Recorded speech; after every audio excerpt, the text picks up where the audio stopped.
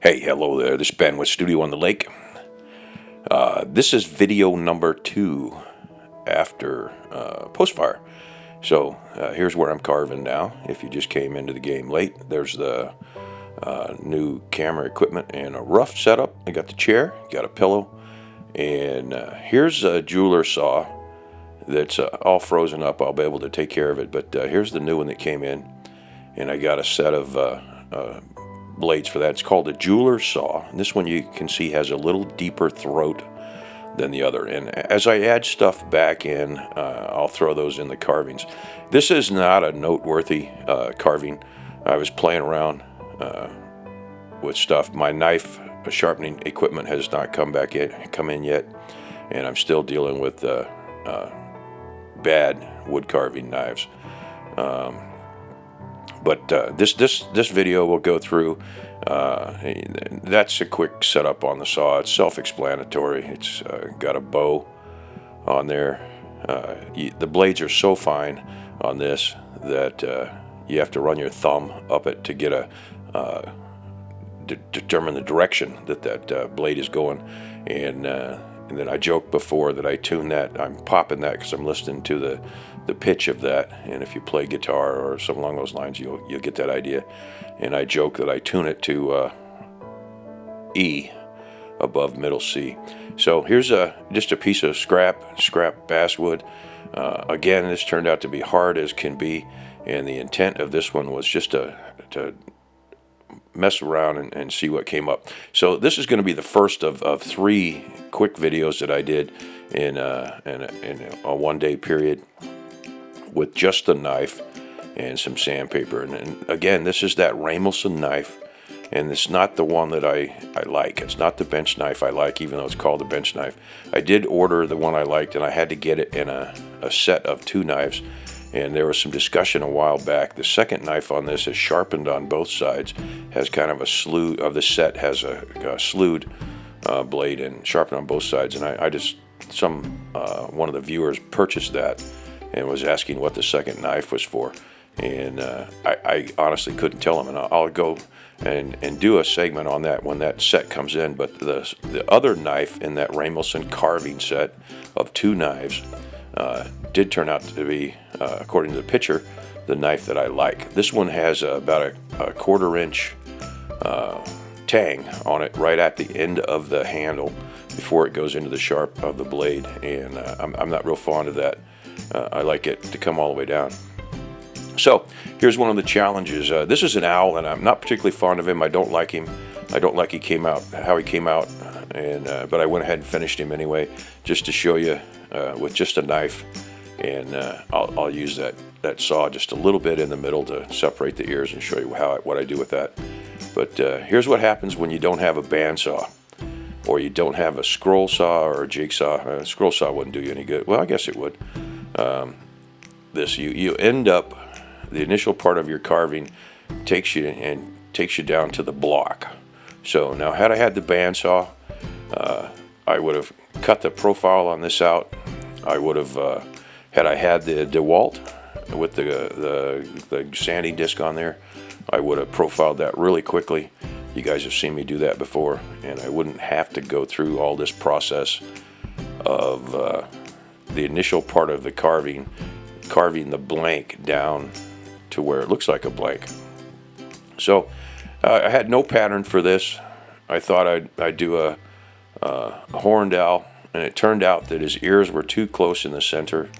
I didn't like the way the beak came out, but I left it in there just to show you what happens. Now, this knife is sharp, but it's not to where I would like a knife to be.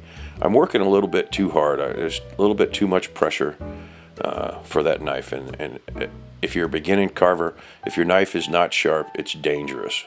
And the reason it's dangerous is you're putting way too much pressure on that. You have to put your hand in a place a lot of times, the left hand in this case.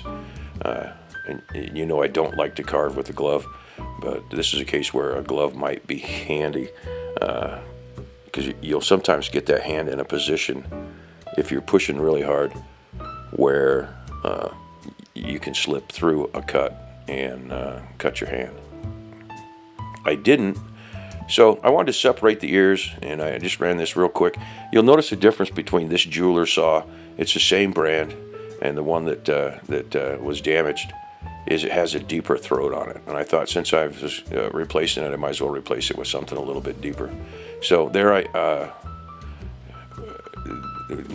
cut the ears on it, and we'll call this a great horned owl. They've got two funky looking ears, horns, and in the actual owl's case, they sit further out on the head. In this one, again, working with no pattern, my intent was just to kind of get him out there really quick. I wanted to show you what a pain in the butt it is when you're trying to do a concave, i.e. the eyes, and then when you're cutting around the eyes, you end up with kind of a funky deal with just a knife if you're not going to use a chisel in there. And there's a point in this where the whole time along this lines, I kept thinking, man, I could have done this a little better if I had this tool or that tool or this other tool. And I forced myself to stick with the knife. I would have grabbed the power carver at many points in this had I had one up and running, and would have made life a lot easier. Obviously, I don't have the burners yet. The dual burner's been ordered from PJL Enterprises. I did order a RAM Ice Cube, I think it is. It's coming up here shortly. And the day that I left for Iowa, I'm sitting down in Iowa here for another week. And I'll get these 3 videos put together down here. This is the first of those. And like I said, this owl is not spectacular. Not going to win any awards. And probably not going to make you want to carve one. But one of the things I did learn is what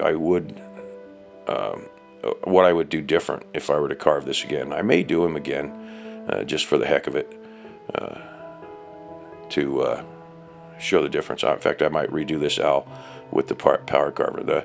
The first video when I get back is going to be a review of that RAM power carver. Mike, one of the viewers, and Mike, you know who you are, he wrote and said that he had purchased that. He's a beginning carver that's doing really well and follows the channel, and he said he really likes it. So we'll see. So there's the kind of the face, and here we got a concave going into the eyes. And then I'm getting ready to figure out where I want to cut the beak on this guy. Stuff is starting to come in. I've reordered some eyes. As I said, I intend to carry this forward.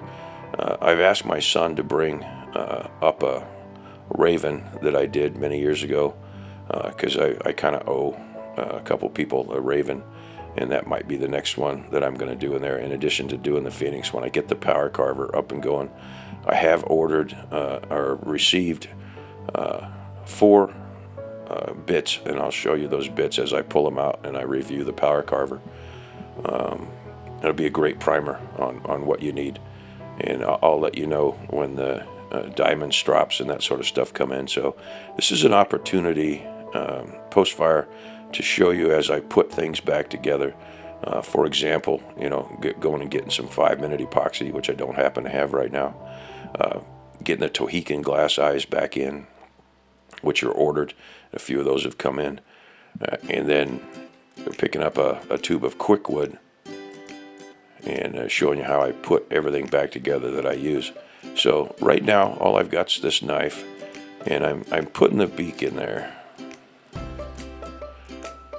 I'm not going to talk about the cuts, but these are basically V cuts all the way through. You'll see me using stop cuts. Depending upon if you pick up or you go to a beginner video on how to different knife strokes, depending on who you're talking to, they'll tell you there are several different strokes. And I don't intend to get into that, but the most important obviously being the stop cut, a V cut, and then they go into several ridiculous things like a sweep and various different stuff. I don't know that you need to name them. Each one has a little different lever point on the technique and that sort of thing. The most important thing when carving with a knife is working with the grain. And the simplest way to describe that is if it binds or wants to tear out a piece of grain, you're going in the wrong direction. In this case, that's the wrong direction in reality, but I'm letting that break up there towards the top as I go down. But that's a whole discussion in and of itself, is working with the grain. And the easiest way to figure it out is to actually do it. So at points, this guy looks like an owl. When I get towards the end, I think that, like I said, I don't really like him. He's not really much good to me, but it was something. The first one I did. In the next two videos, I'm going to do a loon, a small loon, without the benefit of the power carver or the wood burning stuff in there. And then there's also another video in there that I do of just I call it a folk bird. It's a smooth bird, and it's done with a knife just to get a shape. And then all of these carvings, since my knife was not that sharp. If I'm doing knife carving, and caricature carvers are really good, and there's a bunch of good ones out there. Gene Messer is, of course, the master and the grandfather of that. And you know some of the other characters. I won't mention them because they don't seem to communicate. I've talked to a few people, or I've seen stuff from a few people, and some of them don't want to. Some of the caricature carvers. One, of course, I just don't like his whining and bitching and moaning, and another one won't communicate with people. So here's what's coming in. It's a Ram ice cube. Supposed to be a pretty nice little entry level. I don't remember. I think it was just a little under $300. And I'll do a quick review of that next week when we start back into the power carving. So one of the things on this, and now you see right there, that's I did a V cut all the way around that, and that takes a lot of time to get that V cut in there because you're cutting cross grain on both sides. And the intent of this guy as going along was just a little cartoonish owl sitting on a stump. Now when I get around to the back ass end of him there, I'm going to leave a little tail feather sticking out. And if nothing else, you can try this doing a little owl on a stump. If you're like Jordy Johnson over there at Carving Fusion, a good friend, you can grab your chainsaw and go out and make this guy bigger, badder, and better. I haven't done much chainsaw carving. I've been interested in it, but I'm a little leery of it. I'll probably cut my foot off.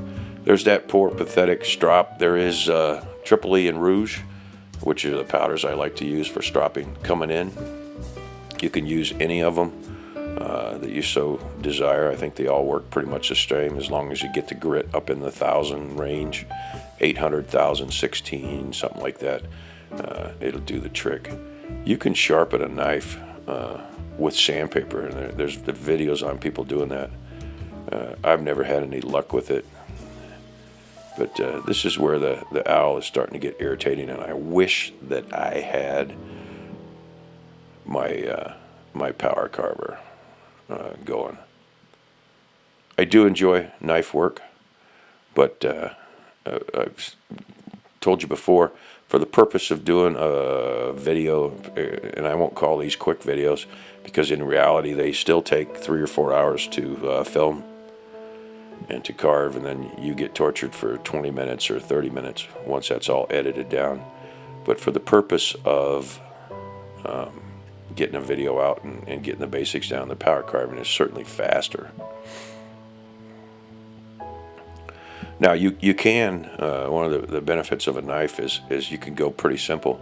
You could go out, pick up a stick that looked very similar to this, or a branch, as long as you had a means to saw it off there, and you don't even really need that. You could chip that damn thing down with a knife and come up with this blank. So you could be sitting out in the woods and carve. In fact, I have in the past. I went down to the local hardware store while I was on vacation in Maine many years ago. I didn't have any tools with me, and I bought the $12 set of tools. And of course there was a hatchet, and then I made several loons over a 3-week period, and it's kind of neat. we had rented the cabin, and my brother-in-law and their family were there when the kids were all little. And I left them the loons on the mantle for the people that we rented the cabin from. And I just went down to the hardware store and bought some a little deal of red paint for the eye, and then some white and black, just standard acrylic stuff. And they came out kind of rustic, but kind of neat. It was 25 years later that I was over at my brother-in-law's down here up here in Wisconsin, and they had taken one of those loons home, which was kind of funny, and still had it, and it was neat to see those, because I thought maybe perhaps I had left those. It's interesting if you're a carver, and those of you that are know what I'm talking about. It's kind of fun later on to either someone show you something you've done. That happens a lot with the small birds. I'll go to a relative's house, and they'll have one of my baby birds that's sitting around somewhere, or they'll pull it out. The way things work around our house, I grew up on a ranch in southeastern Oregon, and my parents, when you went there, and my grandparents were the same way, as a kid and then growing up as an adult, you'd come through and you'd see something that was around the ranch or in the shop or in the house, and you'd say, well, that's neat, where'd that come from? You know, like a glass insulator off of purple glass insulator, or a purple jar or something that they'd found from a dump that was sitting out in the desert in Oregon, on what they call the high desert in southeastern Oregon, around Burns, over to Boise, Idaho. And you'd think, well, that's pretty neat, that glass jar. And all you had to do was say, I should take that home with me. And the way our family has always worked, that if no one objected, if you said, I'm going to take that home with me, and you would hear, no, you're not, that's staying here. But if nothing was said, it was kind of implied that you were able to steal that and take it with you. Well, that's the way the baby birds were. My mother-in-law, who's no longer with us, was particularly bad about it. I'd have 4 or 5 birds that were sitting either on the mantle or on the china cabinet, and after she left, there would be 1 or 2 birds up there, and you'd know that she'd scarfed one up. So I'm going to take him just a little bit further. Like I said, he looks kind of like a bunny owl, I guess. But the intent of this was to give you an update on where I was going with stuff. Like I said, this is where I really wanted a power carver to get down in there and do those eyes. And this knife is not sharp enough to do the finish cuts that I want. If you're doing character carving, the finish cuts are what's nice. You get flat planes that are in there, and it kind of burnishes the wood as the knife goes through, and you don't need any sandpaper. In fact, you can really ruin a good piece done totally with a knife by grabbing a piece of sandpaper and taking those knife cuts out. So there's that guy as far as I took him, and he's goofy. He's not worth much. I don't particularly like him. I think I might throw some paint on him just to see if he comes out different. But stand by. You're going to see a loon done the same way with just a knife, and I'll get that out the next day or two. And also, there's a little bird that's in there, and that owl is weird, like I said. So, hey, thanks a lot. This has been Ben with Studio on the Lake. I'll see you on the next one.